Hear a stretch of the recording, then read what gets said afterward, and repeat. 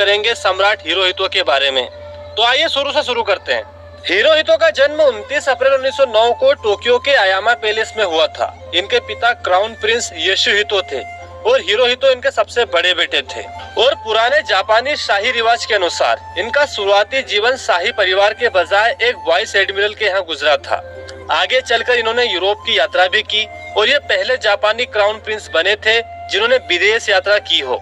हालांकि अपने बीमार पिता की स्थिति के कारण वो नवंबर 1921 में ही जापान के रेजिडेंट बन गए थे और 1923 में इन्होंने जापानी सेना में लेफ्टिनेंट कर्नल का पद भी संभाल लिया था। इसी दौरान इन्होंने अमेरिका के साथ वॉशिंगटन नेवी ट्रीटी पर भी साइन किया था। इस ट्रीटी में 5 महाशक्तियां शामिल थी, यानी ब्रिटेन, अमेरिका, फ्रांस, इटली और जापान, जिसके तहत नेवी के निर्माण और हथियारों की होड़ को सीमित कर दिया जाना था ताकि शांति बनी रहे। और आगे चलकर 27 दिसंबर 1923 को इनकी एक हत्या की नाकाम कोशिश भी की गई थी, लेकिन ये बच गए थे। और 25 दिसंबर 1926 को हिरोहितो ने अपने पिता की मृत्यु के बाद जापान का सिंहासन संभाला था। जब यह सम्राट बने तब जापान अपनी सैन्य शक्तियों को और बढ़ा रहा था। जापान उस समय एक सुपर पावर देश बन चुका था। उसके पास दुनिया की तीसरी सबसे बड़ी नौसेना भी थी और जापान की अर्थव्यवस्था उस समय 9वें स्थान पर थी। प्रथम विश्व युद्ध के बाद जापान में एक लोकतांत्रिक सरकार थी। जापान एक उदारवादी देश की ओर आगे बढ़ रहा था, लेकिन 1930 में जब सारी दुनिया ग्रेट डिप्रेशन की चपेट में आई तो सारा मामला ही पलट गया। साथ ही इसी साल लंदन की एक ट्रीटी में जापान शामिल था, जिसके तहत जापान की नौसेना की शक्तियों को और सीमित कर दिया गया था। इस ट्रीटी का जापानी सेना ने काफी विरोध भी किया। साथ ही ग्रेट डिप्रेशन के कारण जापान के राष्ट्रवादी और सेना दोनों ही अपनी सरकार से नाखुश थे, क्योंकि जापान एक आइलैंड था, यहाँ कृषि योग्य भूमि ना के बराबर थी।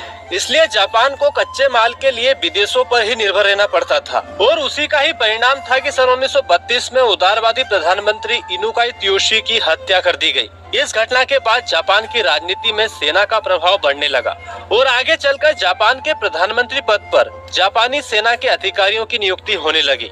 इसी दौरान 1936 में एक तख्तापलट की कोशिश भी की गई, जिसके कारण कई राजनीतिक नेताओं की हत्याएं भी हुई। हालांकि यह तख्तापलट फैल रहा था, लेकिन आगे भी इसी तरह और भी कई सारी घटनाएं हुई, जिसने जापान की राजनीति पर काफी प्रभाव डाला और जापान की सरकार लोकतांत्रिक और उदारवादी होने के बजाय जापानी सेना के कंट्रोल में आ गई। सम्राट हिरोहितो भी इन घटनाओं से काफी डर गए थे और अपने देश में बढ़ रही राष्ट्रवाद की भावना के कारण सेना की हाँ में हाँ ही मिलाते रहे। हालांकि उनके पास काफी पावर था, लेकिन अपनी हत्या के डर से वो अब सेना की हाँ में हाँ ही मिला रहे थे। इसी दौरान जापानी सेना ने सन 1931 में मुकटेन की घटना का बहाना लेकर मंचूरिया पर हमला कर दिया और फिर आगे चलकर वहां अपनी एक कठपुतली सरकार की स्थापना कर दी, जिसके बाद जापान और चीन के बीच दूसरा युद्ध शुरू हो गया। और आगे चलकर जब दूसरा विश्व युद्ध शुरू हुआ, जिसमें जर्मनी ने शुरुआत में काफी बड़ी जीत हासिल की, तो आगे चलकर जापान भी जर्मनी और इटली के साथ एक्सिस पावर में शामिल हो गया। हालांकि शुरू में सम्राट और प्रधानमंत्री दोनों ही शांति के पक्ष में थे, लेकिन बाद में सम्राट युद्ध की ओर झुकने लगे। और जब युद्ध की तैयारियां शुरू होने लगी तो प्रधानमंत्री फुमिमारो कोनो ने इस्तीफा दे दिया, जिसके बाद हिदेकी तोजो जापान का नया प्रधानमंत्री बना। जब विश्व युद्ध शुरू हुआ तो शुरुआत में जापान की जीत से सम्राट हिरोहितो काफी खुश थे, जिसके बाद दिसंबर 1941 में जापान ने अमेरिका के खिलाफ पर्ल हार्बर पर हमला किया और इसके साथ ही मलाया, फिलीपींस और डच ईस्ट इंडीज पर भी हमला किया और जापान को भारी सफलता भी मिली। इसके बाद सम्राट जापान की सैन्य गतिविधियों में और दिलचस्पी लेने लगे। लेकिन मिडवे की लड़ाई के बाद से जापान लगातार हार रहा था, लेकिन जापान ने लगातार हार के बावजूद भी आत्मसमर्पण नहीं किया। फरवरी 1945 में सम्राट हिरोहितो ने युद्ध पर विचार करने के लिए अधिकारियों के साथ एक बैठक भी की, जिसमें पूर्व प्रधानमंत्री फुमिमारो कोनो ने बातचीत के जरिए आत्मसमर्पण की सलाह दी। हालांकि युद्ध को जारी रखने का ही फैसला लिया गया। आगे चलकर जब मई में जर्मनी आत्मसमर्पण कर चुका था तो फिर से एक नई बैठक बुलाई गई, लेकिन नतीजा यही रहा। और आगे चलकर एलाइड पावर के देशों ने पोस्टडेम घोषणा पत्र को जारी किया था, जिसके अनुसार जापान को बिना शर्त ही आत्मसमर्पण करना था, लेकिन जापान नहीं बना।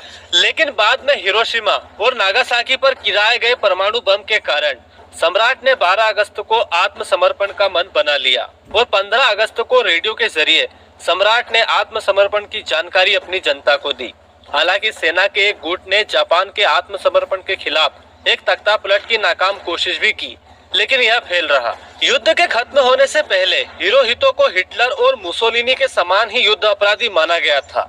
लेकिन युद्ध के खत्म होने के बाद जब अमेरिकी बल जापान में दाखिल हुए तो उन्होंने सम्राट की ताकत को अलग रूप से दुनिया के सामने रखा, जिसके अनुसार उन्हें एक शक्तिहीन सम्राट माना गया।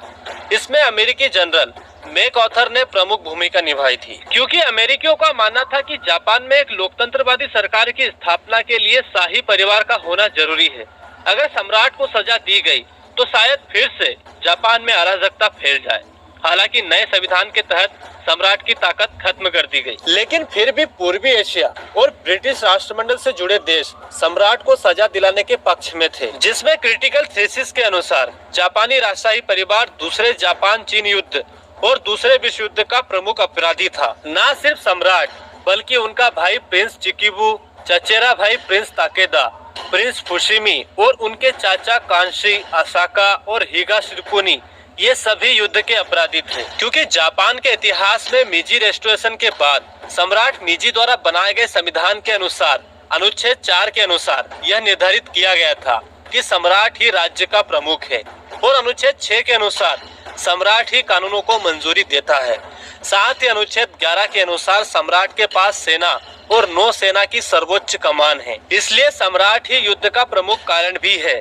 साथ ही हिरोहितो ने सन 1938 में वुहान की लड़ाई के दौरान 375 बार रासायनिक हथियारों के इस्तेमाल को मंजूरी दी थी। हालांकि ऐसा हुआ नहीं। अमेरिकी जनरल डगलस मैकआर्थर ने जोर देकर सम्राट हिरोहितो का समर्थन किया, लेकिन हिदेकी तोजो सहित कई सैन्य अधिकारियों को युद्ध अपराध के लिए सजाएं दी गई। युद्ध के बाद जापान के नए संविधान में राजशाही को जोड़ा गया, लेकिन सम्राट को मात्र राज्य का प्रतीक ही माना गया और सभी राजनीतिक शक्तियां निर्वाचित सदस्यों के हाथों में सौंप दी गई।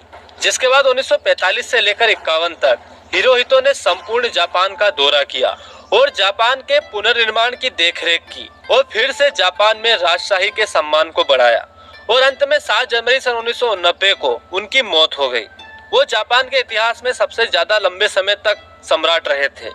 हालांकि उनके मौत के बाद भी युद्ध के अपराध को लेकर काफी बहस चलती रही, और आपका क्या मानना है आप मुझे कमेंट बॉक्स में जरूर बताइएगा। तो दोस्तों, इसी के साथ आज का वीडियो यही खत्म होता है। आशा करता हूँ कि आपको वीडियो जरूर पसंद आया होगा। अगर वीडियो पसंद आए तो